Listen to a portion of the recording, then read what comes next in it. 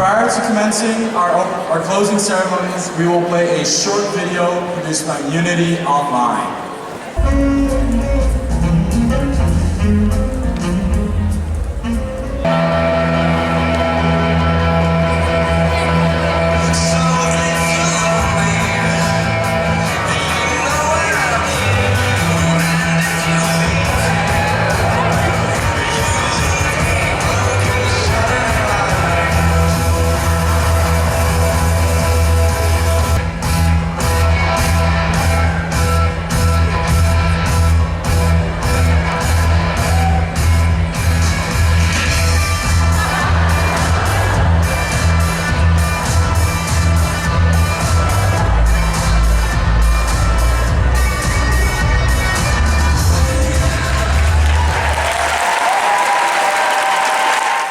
Thank you, Unity Online, for that video.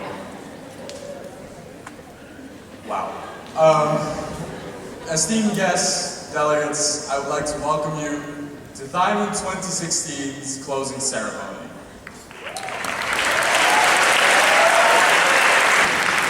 As is tradition, we have asked that all our Deputy Secretary Generals deliver a short speech.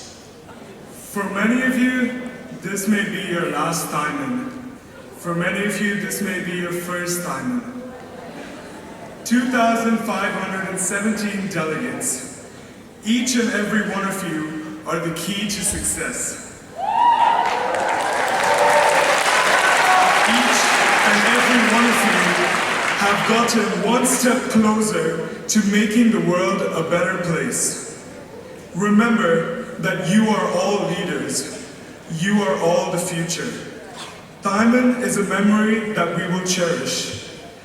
Undeniably, for most of us, this has made a huge impact in our childhood.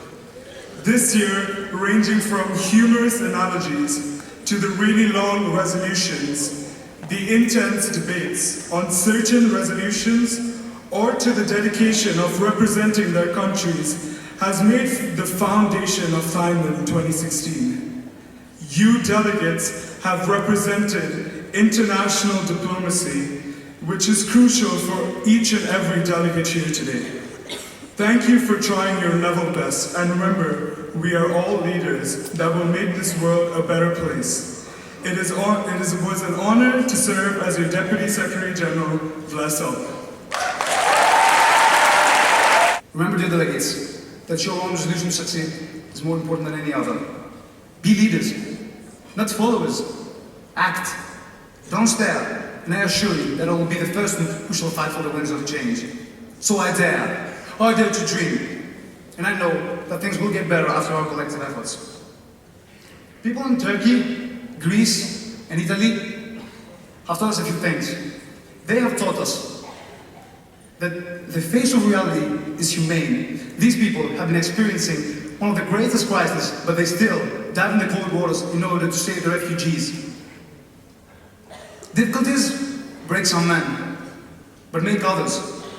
No axe is sharp enough to cut the soul of a sinner who keeps on trying, one armed hope that things will get better in the end, that he will rise even in the end, because there is always hope. Oh no, dear delegates, you're called to risk more than others think is safe. You're called to care more than others think is wise. You're called to dream more than others think is practical. You're called to expect more than others think is possible. There might be a day when the courage of all men may fail, and chaos may prevail. But this is not the day. This day we fight. Shall we give in the challenge of this multiple crisis? Well, I don't quit. We don't quit. I will yield the floor for the very last time to the President, and I will leave this room with a hope in my heart and a dream in my head that the world will be better from today. Thank you. I've been asked today to talk about the student officers and the excellent role that they played in making this conference a reality. But like my peers, of course, I could speak at great length. I could talk on and on about the wonderful things they've done. Instead, however, I'd actually like to borrow the words of another person, someone I greatly admire, author David Foster Wallace, who writes the following about leaders. Wallace says that leaders nowadays are cliche. They're boring. They don't do anything, they simply wield power and receive the title. It's a participation award. But true leaders, Wallace argues, are anything but. They are the exact opposite of what we have come to define as leaders in our modern society. Instead, they inspire through the power they wield, choose not to remain in the spotlight, but to do what is necessary to enable others to pursue their own goals. Needless to say, ladies and gentlemen, I believe that our student officers absolutely fall in the latter category. Ashish, you said that everyone here is a leader, and I'd agree, but would amend your statement. I would say everyone here, particularly the student officers, are the true leaders of this conference, and please give them a round of applause.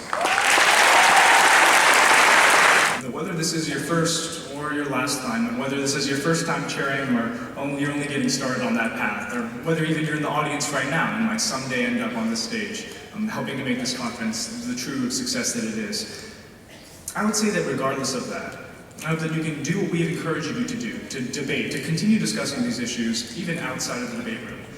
Because the THIMUN lasts a week, the ideals it embodies are truly meant to be eternal, and that's what we're all here for. With that, I'd like to yield the floor back to Robin and Sue. Thank you.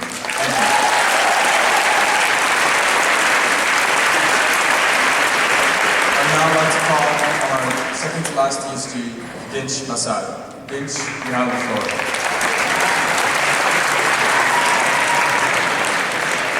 THIMUN once again symbolized what kind of a place the world should be.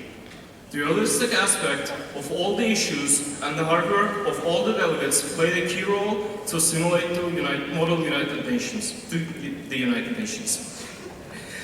Coming from 18 different committees, the approval panel processed more than 200 resolutions submitted by delegations of as far places as Angola, Morocco, and Guatemala.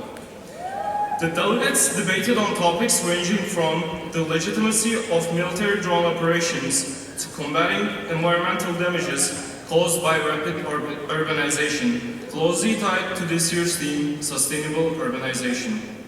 For that reason, please join me in recognizing everyone's effort to live up to the quality of THIMUN debate. You have done an absolutely amazing job.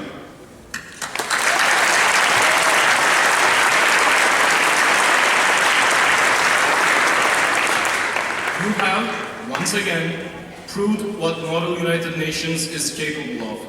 You have realized our dream as the entire Secretariat and the student officer team. Thank you for that, and I yield the floor to the President of the General Assembly.